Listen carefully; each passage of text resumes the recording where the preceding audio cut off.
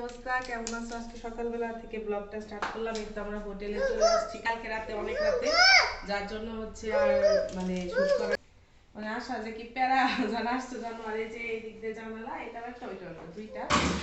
সকালবেলা একদম শাওয়ার নিয়ে সবাই রেডি হয়ে এখন বের হবো, খাবো, খেয়ে তারপর হচ্ছে বের হবো। তো ব্লগটা দেখতে থাকো, আশা করি অনেক বেশি ভালো লাগবে। তো সকালবেলা হচ্ছে আমাদের হোটেলের প্যাকেজের সাথে হচ্ছে সকালের ব্রেকফাস্টটা ইনক্লুড ছিল, তো এই জন্য উপরে চলে এসে হচ্ছে ব্রেকফাস্ট করে নিলাম। জাস্ট সাদা রুটি দুইটা আর ডিম ভাজি আর হচ্ছে ডাল ছিল, প্রথম দিনকার এটা আর কি। তো এটা খেয়ে দেন হচ্ছে আমরা একটা সারাদিনের জন্য সিএনজি রিজার্ভ করে বেরিয়ে পড়লাম। এখন ফার্স্টে যাবো লাউয়াছড়া জাতীয় উদ্যানের উদ্দেশ্যে।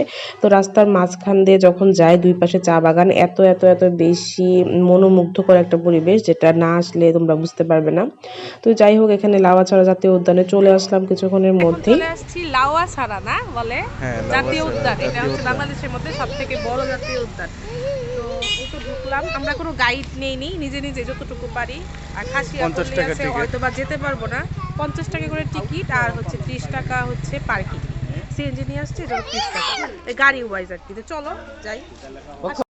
তো এই তো এরপরে একটু হেঁটে যাচ্ছিলাম আর কিছু সিনেমাটিক শট নিতে বলছিলাম। তারপরে কিছুক্ষণ যেতেই হচ্ছে এই রেল লাইনটা হচ্ছে এটার ভিতরে, জাতীয় উদ্যানের ভিতরে রেল লাইনে এসে প্রচুর হচ্ছে মানুষ সবাই ছবি তোলে, ভিডিও করে। আর এখানে নাকি অনেক বেশি শুটিং হয়েছে এর আগেও, ওখানে লেখা ছিল সাইনবোর্ডে।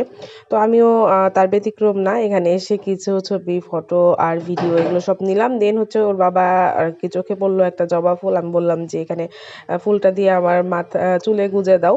তো দিল। দেন হচ্ছে এখান থেকে হচ্ছে খাসিয়াপল্লীতে যাওয়ার রাস্তা শুরু হয়। তো এখানে আসা মাত্র অনেকগুলো মানকি দেখে পক্ষ একদম এক্সাইটেড হয়ে গিয়েছে, সে দৌড়াদৌড়ি শুরু করছে একদম মানকি দেখে। তারপরে এখানে যে পাহাড়ের মতো একটু উঁচু আর কি, এটাতে উঠতে হয়। আর আমার ছেলে একদমই কারোর সাপোর্ট নিবে না, সে একা একা উঠবে। তো ভিতরটা এখন ঘুরে ঘুরে আমরা হচ্ছে বাহিরে চলে আসলাম, যেহেতু খাসিয়াপল্লীতে যাইনি, অনেকটা সময়ের ব্যাপার, হাঁটতে হবে 30 থেকে 40 মিনিট, এর জন্য আর যাইনি। তো এখানে বাইরে এসে হচ্ছে এই ফলটা খেলাম, ট্যাং ফল। তো এই ফলটা খেতে এত বেশি মজা, কি বলবো। হচ্ছে যে মরিচ সবকিছু দিয়ে মাখিয়ে দেয়, লবণ। তো এটা খাওয়ার পরে দুইজনে দুটো ডাব খেয়ে নিলাম। তো এই ফলটাই, এটা অনেকটা লেবুর মতো দেখতে হলেও খেতেও কিন্তু অনেক বেশি মজা। ওদের হচ্ছে ওটা এলাকা ভিত্তিক এই ফলটা হয়। এটা পার পিস 30 টাকা করে নিয়েছিল। দেন খাওয়া দাওয়ার পরে আমরা এখন চলে যাচ্ছি মাধবপুরের উদ্দেশ্যে। তো এটার ব্লগ অবশ্যই তোমরা পরে দেখতে পাবে। তো ছোট করে লাউয়াছড়াতে কি করলাম না করলাম সেটার ব্লগই তোমাদের সাথে শেয়ার করলাম। আশা করি তোমাদের অনেক বেশি ভালো লাগবে।